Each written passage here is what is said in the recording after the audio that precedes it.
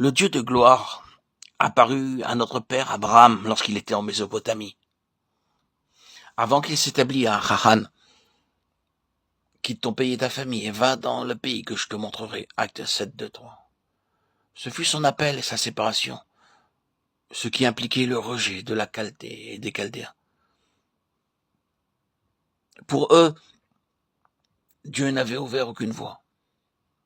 Bien évidemment, cela pourrait être compris si nous avions du temps pour parler des conditions en Chaldée, car elles étaient extrêmement mauvaises. L'idolâtrie était très répandue, l'iniquité était terrible.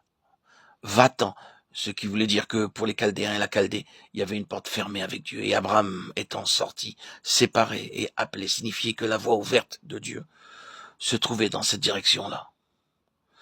Le mouvement suivant que nous voulons noter dans le cours des choses et ce à quoi nous parvenons dans Genèse 17, l'alliance faite avec Abraham. Et le signe de l'alliance était d'être circoncis. Maintenant, remarquez l'alliance que Dieu a faite avec Abraham à ce moment-là. Comme vous pouvez le voir, si vous regardez, elle est liée à la perpétuité, à l'accroissement, une continuation, une voie de continuation complète, libre et claire. Le chemin de la vie et de la croissance. C'était l'alliance. Ta postérité après toi, Genèse 17, 7, et ainsi de suite. L'alliance était en rapport avec la vie ou la perpétuité et avec l'accroissement, la vie et l'élargissement.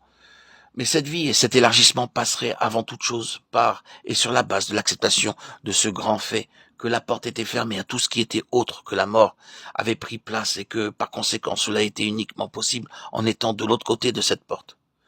Et il s'avéra que cette porte était la porte de la croix. La vie, la perpétuité, la continuité et l'accroissement reposaient sur la croix. Et comme nous le savons si bien, c'est la signification de la circoncision. Dans le Nouveau Testament, vous le savez très bien, la circoncision est mise en relation par l'apôtre Paul avec la croix du Seigneur Jésus. Vous le trouvez déclaré de façon incontestable dans Colossiens 2:11, où la croix de Christ est indéniablement en vue. Et il est dit d'avoir été circoncis de la circoncision de Christ. Et Paul nomme cela le dépouillement du corps de la chair. Cela est lié à la croix. Donc prenez cette déclaration de Colossiens 2:11 et ramenez-la directement à Genèse 17. Et vous voyez exactement la base sur laquelle la continuité, la perpétuité, l'accroissement reposent. Là, la circoncision représente implicitement la croix, la fin de quelque chose et le début d'autre chose.